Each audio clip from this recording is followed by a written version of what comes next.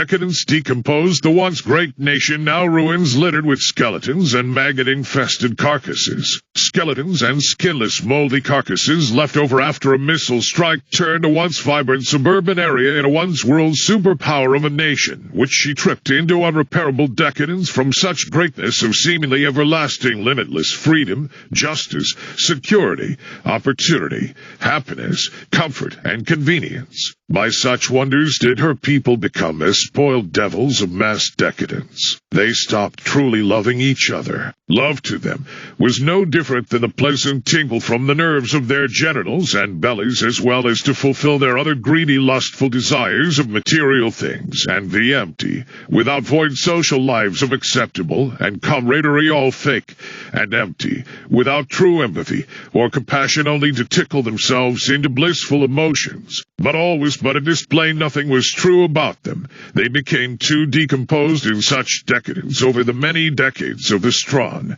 more moral, and robust generations before them. In such decadence they were weaned even before they took their first breath, or before even their every first atom that would form their first cell texture in their father's trousers satchel was formed. Did their defense and preservation capabilities decline ever so more with each season and generation? Did they cuss and mock their Creator? So their land, once so great and powerful, was also cursed, like the days of Noah, and similar to how old Rome rummed into ruins. Did she fall greater, as by such once unimaginable greatness did she possess?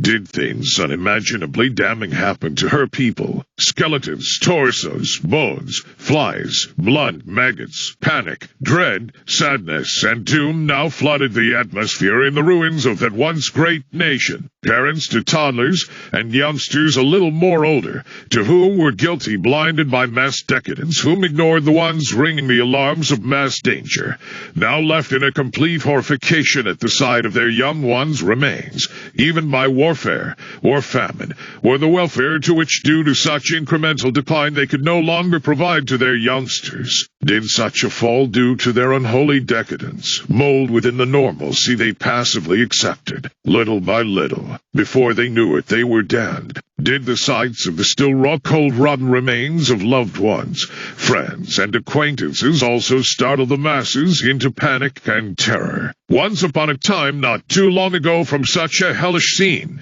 did they march about the streets exclaiming, "My body, my choice," to which vi was in reference to them, suggesting it was just for them to slaughter the fruits of life they brought forth from the coitus that pleasured them, under the guise of God-given freedom. Now it doesn't honestly appear that was in their Creator's will for such actions, although He gave them free will. Did they use their free will to shake their fists and buttocks at their Creator, to which even many those aware of such terrible things, who may have not even done such horrible things, by passively accepting such behavior to be legalized in their land, were just as guilty? Oh, how now they wish they could turn back time to even merely try to right their horrible choices that led up to such a scene of damnation, of ruins, famine, skeletons, and dead bodies. In that land where it was said to be of opportunity, with the pursuit of happiness, many things invisible to he whom did analyze were weaponized against the people of that land to tear them apart slowly,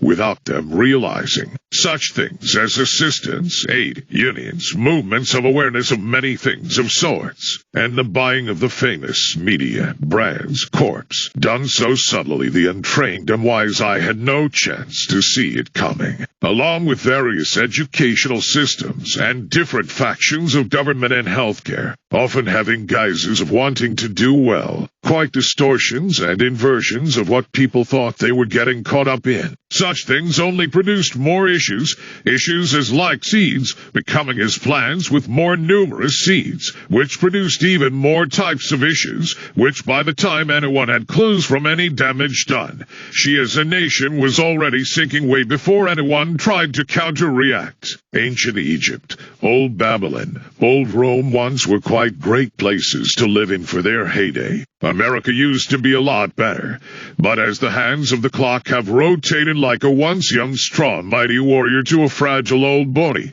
and sickly old man to a creepy carcass to which the bugs did dine, now rotten bones, With more greatness comes decadence, as things became too easy and simple, too much delight, too many flavors. Did their bones soften, as with too much comfort, security, coziness did they become a lot less robust and strong-willed than their fathers before them. With each passing generation, quite massaged in many wonders, were they weaned into from the mighty ones whom came before.